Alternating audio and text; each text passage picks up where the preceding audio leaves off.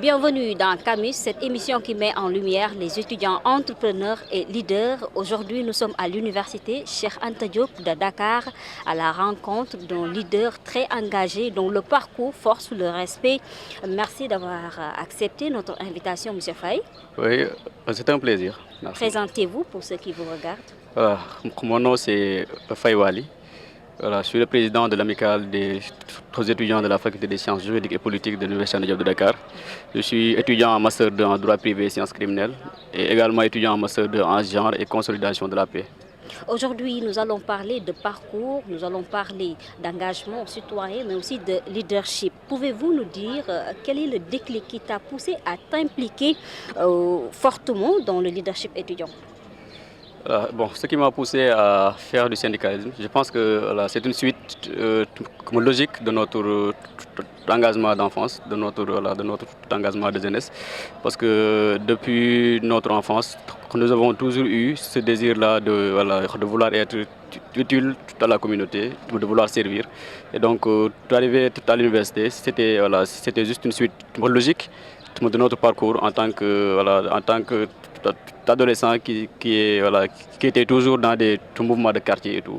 Donc nous avons toujours eu ce besoin de servir notre communauté et on l'a juste continué tout au niveau de l'université, tant sur le syndicalisme local que sur le syndicalisme facultaire. Parce qu'on a fait du syndicalisme local, on a été président de l'amicale départementale de Diourbel et après également on a continué jusqu'à être aujourd'hui président de l'amicale des étudiants de la faculté de droit et de sciences politiques. Vous l'avez dit, aujourd'hui vous êtes le président de l'amicale de la faculté de droit, sciences politiques aussi. Quelle est ta vision de l'entrepreneur, de leadership étudiant?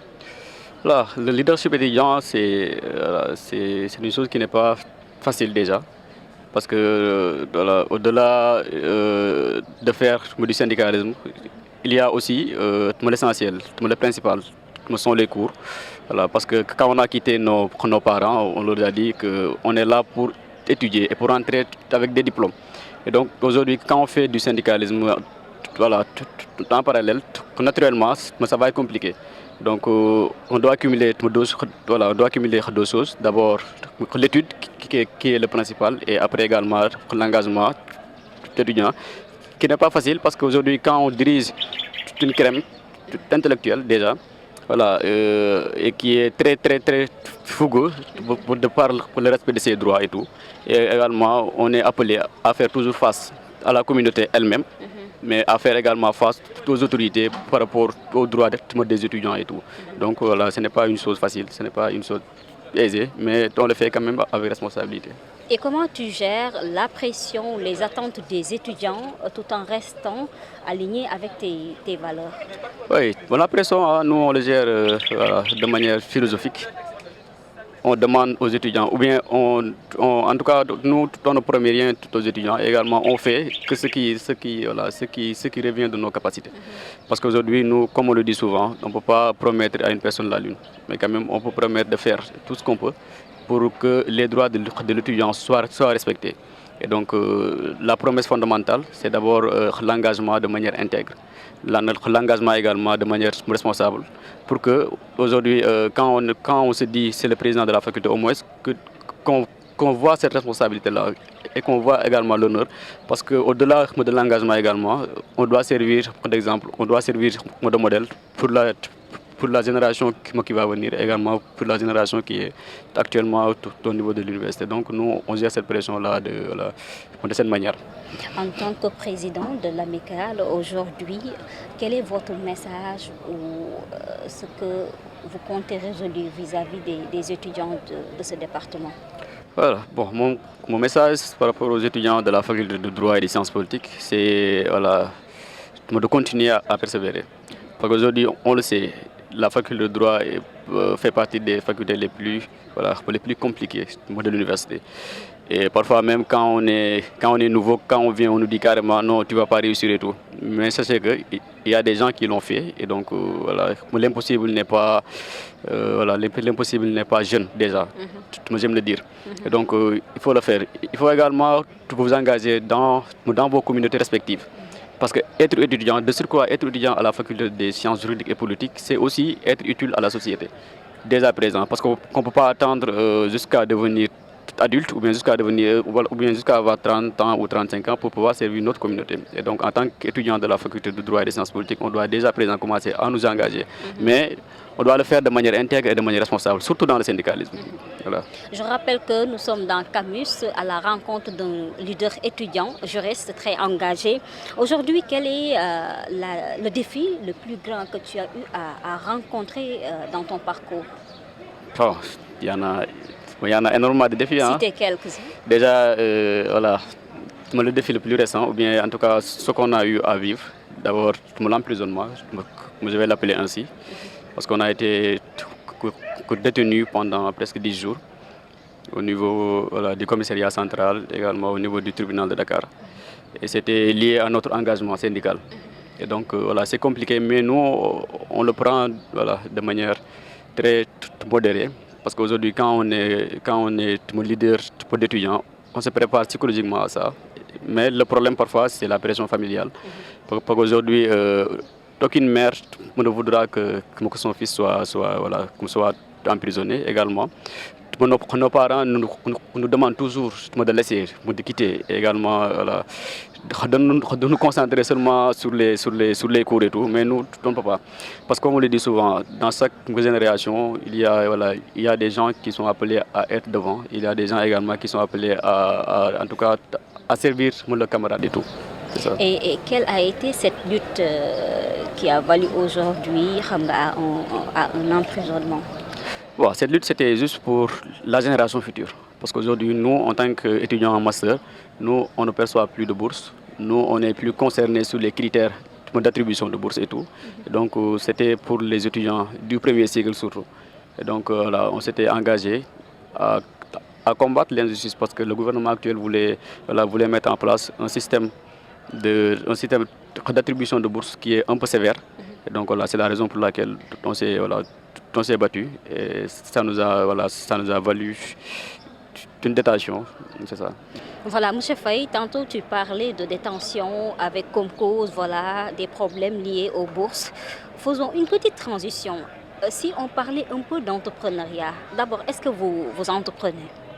Bon, comme tout jeune, je pense que comme tout jeune, surtout comme tout jeune étudiant, parfois quand on a notre première bourse, ou bien quand on a une petite somme, on essaie d'entreprendre. Mais comme vous le savez, entreprendre ici au Sénégal, parfois c'est trop compliqué, surtout quand on n'a pas les moyens. Mais toujours, on essaie d'entreprendre parce que nous faisons partie de cette jeunesse-là qui pense qu'on doit viser au-delà des contrats de l'État. Je pense également, nous sommes de cette jeunesse-là qui pense qu'on doit aller nous-mêmes et chercher de l'emploi nous-mêmes pour en créer d'autres. Et donc, on essaie tout le temps d'entreprendre, même si actuellement on est un peu concentré sur les cours pour avoir les diplômes nécessaires. Et ces diplômes-là qu'on considère comme des présomptions de connaissances, parce que la connaissance, c'est pas seulement les diplômes. Et je pense que après les diplômes, on va pouvoir user de nos connaissances pour créer quelque chose et également créer des emplois. C'est ça. Vous avez eu à échouer sur l'entrepreneuriat, c'est ça? Bon, comme tout jeune. Mais est-ce normal d'échouer, de douter et de recommencer quand on entreprend? Oui, mais bon, vous savez, on n'avait pas que ça à faire. Et à un moment donné également, il y avait les cours, ça commençait à être compliqué. Mais on a appris de ces leçons-là. Ce n'est pas parce qu'on a échoué qu'on a laissé. C'est juste qu'on s'est concentré un peu sur les diplômes, mais après, on va continuer. Parce que, comme je l'ai dit souvent, comme je l'ai dit tantôt, nous faisons partie de cette jeunesse-là qui pense que c'est l'entrepreneuriat. Parce que quand on parle d'entrepreneuriat, automatiquement, les gens pensent au business, commerce, institutionnel, mais je pense que même les juristes font de l'entrepreneuriat. Aujourd'hui, nous pouvons ouvrir des cabinets, des consultances également, surtout dans les domaines actuels, dans le domaine de paix, de la sécurité, du genre, institutionnel. Donc, je pense qu'il y a lieu aussi de rappeler ça aux étudiants. Ce n'est pas parce qu'on est étudiant en droit, automatiquement on doit faire la magistrature, automatiquement on doit faire l'ENA, institutionnel. Je pense que l'État n'a pas n'a pas les moyens d'employer tout le monde. Donc c'est à nous de créer des emplois pour nous-mêmes, mais aussi pour la génération future. Aujourd'hui, tu es quelqu'un, une personne qui est suivie par beaucoup de personnes. Vous êtes président de l'amicale des étudiants qui se trouvent à la faculté de droit. Vous avez peut-être un message à leur dire ou quel est votre dernier mot? Bon, mon dernier mot, ou bien ma dernière phrase, ou bien ma dernière contribution, ça sera peut-être axé sur autre chose. Peut-être j'avais un peu sorti du débat. Parce qu'aujourd'hui, en partant au bureau, voilà, on a été informé d'une situation un peu tragique. C'est le décès d'une jeune fille au niveau de Warang, je pense, voilà, qui a été égorgée, si je ne m'abuse. Marie Diouf, c'est ça, voilà. Et donc aujourd'hui, je pense qu'il est de rappeler à tout le monde, voilà, que la lutte contre les violences faites aux filles, voilà, devient nécessaire pour tout le monde. Donc on doit aller au-delà de ce qu'on pense, voilà, au-delà de ce qu'on pense des questions de genre et tout.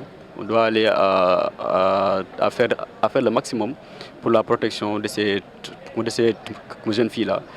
Parce qu'aujourd'hui, qui de nous, on le dit souvent, que ce soit homme ou femme, qui de nous voudrait que sa fille soit tuée dans ces circonstances-là, ou bien est-ce que sa femme soit violée, ainsi de suite, ainsi de suite.